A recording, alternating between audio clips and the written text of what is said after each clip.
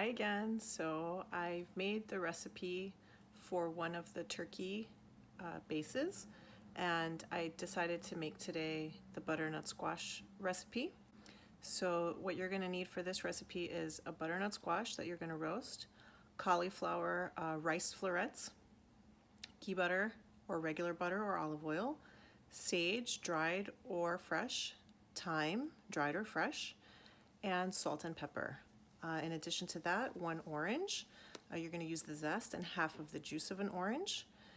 And I think that's about it. So this is the recipe for the butternut squash, and this is not a Greek recipe, but it's kind of like a Thanksgiving dinner.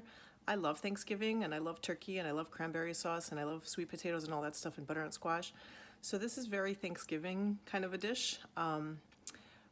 But the orange is very winter. It's kind of like, could be a Christmas dish. I'm also going to try and make a video of the cranberry sauce that actually my mom made for this recipe that I use at the end to put a dollop on the food. So let me know if you make it, how you like it. I usually like to eat it just the way it is, like mushy. You can also add rice to this dish, or you can just eat it with a slice of bread, or you can make it like a sloppy joe and put it in between two pieces of bread and just eat it like a sandwich. So I hope you like it. Let me know if you want to see more recipes like this, or if you like the dish, or if you hate the dish, please let me know. I love this dish. I think it's delicious. So let's get started. So for this recipe, you're going to use ghee butter. You can use regular butter too. Sage. You can also use fresh sage, but I just have the dried sage. And thyme. And I like to use fresh thyme because it's just more flavorful. And then you're going to smear the butternut squash with the ghee butter, but you can use regular butter as well, or olive oil. I just like to use ghee because it just has a better flavor. It's more aromatic. And once you've smeared the butter on, you're going to add the fresh thyme or dried thyme. It's up to you. And make sure that the butternut squash has ample thyme. I usually like to use about a tablespoon. And then you're just going to pinch with your finger some dried sage. If you were to use fresh sage, I would probably use a tablespoon as well for both. So 1 tablespoon for both butternut squash halves. And then some salt and some fresh pepper. And it's ready to go into the oven.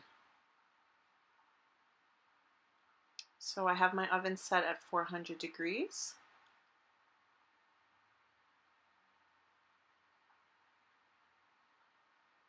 And you're going to pop that in and let that cook for 45 minutes. I like to set the timer for 45 minutes, and then I'll check it with a fork and see if it can be pierced. And then I'll just add another 15 minutes if I need to. And this is the turkey that I had put in the Ziploc bag. And I wrote down what I'm going to add to it. So I'm going to add cauliflower, butternut squash, and cranberries or orange. I haven't decided. And now I've added the cauliflower florets. I like to add just half of a bag. It does have a very distinct taste, so I don't want it to be too cauliflowery.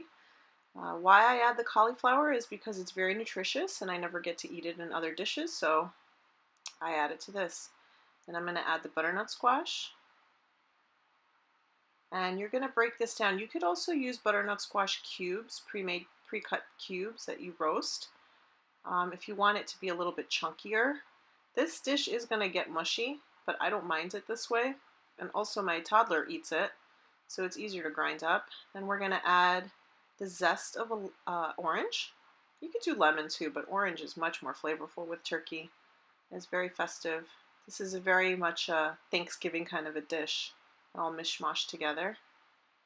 And then you're going to add the juice of half of an orange. And mix that all together and let that cook for a while. Now remember, you're just warming this up. The butternut squash is cooked, the turkey is cooked, everything's cooked.